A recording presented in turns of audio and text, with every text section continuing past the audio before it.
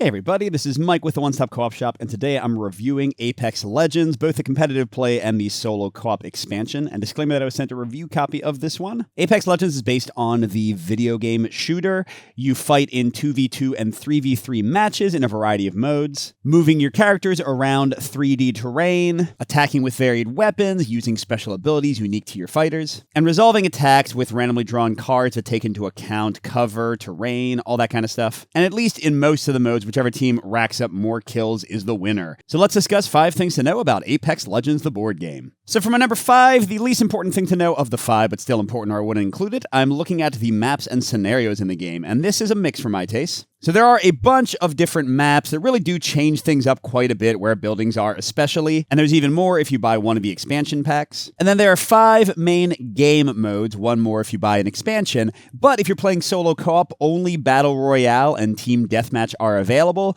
and even if you're playing competitive, most of them boil down to some variation of kill the other guys. So it works fine, but if you're looking in huge variation in modes of how to play the game, and you just want to shoot each other, it's not going to impress you that much. My number 4 point for the game is the randomness, and this is also a mix for my taste. So first of all, the big element of randomness is in combat resolution. What happens is every time you shoot a weapon, you have a target number, you have a certain number of cards you are firing off, and they slowly move to the right and get more negatives to kind of represent recoil and that kind of thing.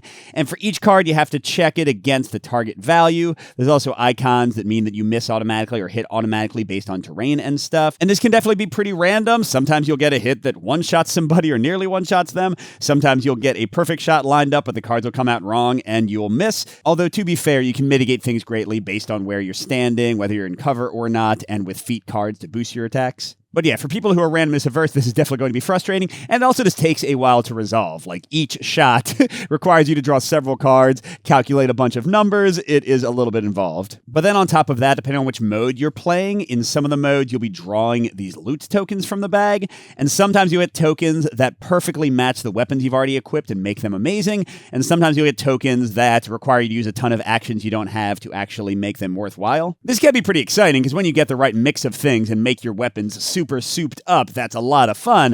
But again, it's a random element that could be frustrating and could make the game swing one way or the other. For my number 3 point, I'm looking at the automa in the game. This is in a separate solo co-op expansion. You can play the game solo or 2-player, and you can have automa both helping you and fighting against you, and it works pretty well. Each of the 6 characters in the core game is represented by its own automa card and its own feat deck and its own abilities, so they feel pretty unique. They have all these steps to run through, so I won't lie, it does take a little while to work out what the automa does in a given turn. That can be a little bit annoying, although it gets faster as you learn. And then kind of the most random element are these cards that are drawn for automa movement. Sometimes the automa just randomly goes into perfect cover. Sometimes they kind of just stand out in the open, but they get a lot more chances to move than a player. Their movement is cheaper than it is for players. Their weapons are more souped up, and you can easily increase their health values to make them tougher to take down. So I found them to be a pretty good challenge. It is a little bit annoying to run them. That's why this is a mix overall. But for this kind of game, it's actually pretty dang impressive that the automa works as well as it does and is pretty challenging most of the time. My number 2 point is a full-on pro, and those are the diverse characters in the game. Now, the big caveat of this is that, again, for the very expensive core game, you're only getting 6 characters, so in a 3v3, you're going to use the exact same characters every time.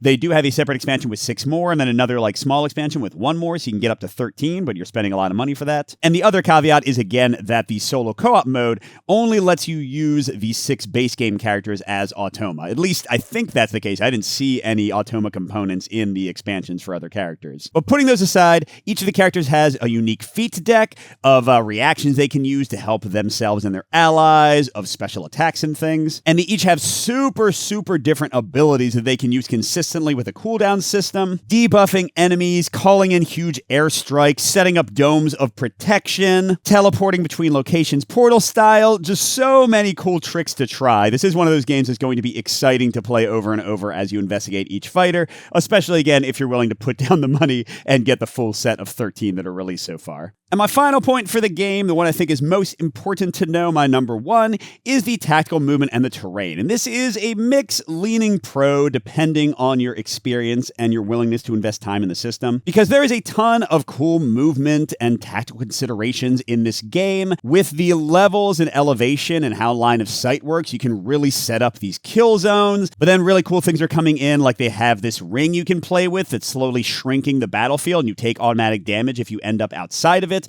So that adds more tactical considerations to the game. And again, many of the legends, the characters are creating their own terrain effects. Now, the big negative of all this, and it's going to depend on your experience with these types of games, is just figuring out line of sight, like especially for the automa, which they have to check frequently. Because you're measuring from center to center, pretty simple. But when you add elevation in, you have like all these rules. It's like, oh my gosh, 8 or 10 pages of the rule book with tons of examples. So they do talk you through it all. I'm an old school war gamer. I've played a billion games that have line of sight rules, and I eventually think I got it, but even for me, it was a challenge, and I think like somebody coming in blind will have a really, really tough time with the core kind of tactical rules.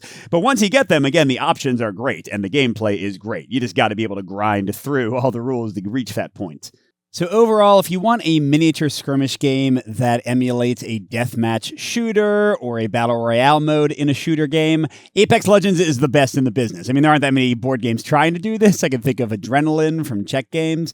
But yeah, this is definitely the best one I've played. The character variety is great. The tactical decisions are really interesting. But on the other hand, if you want a quick playing game, if you want a game that's quick to set up and tear down, if you want a game that's not going to give you a headache parsing through line of sight and those kind of things, this might not be the game for you because it has a lot of pain points. Although if you have a group to play it with consistently, or if you play the solo consistently, it all gets a lot faster and easier. But without that time, it can be a little frustrating. And if you want to see the game in action and see what I'm talking about, I have a playthrough from a week or two ago on the channel. Thanks for watching, everybody. Good gaming, and I'll see you at the next stop.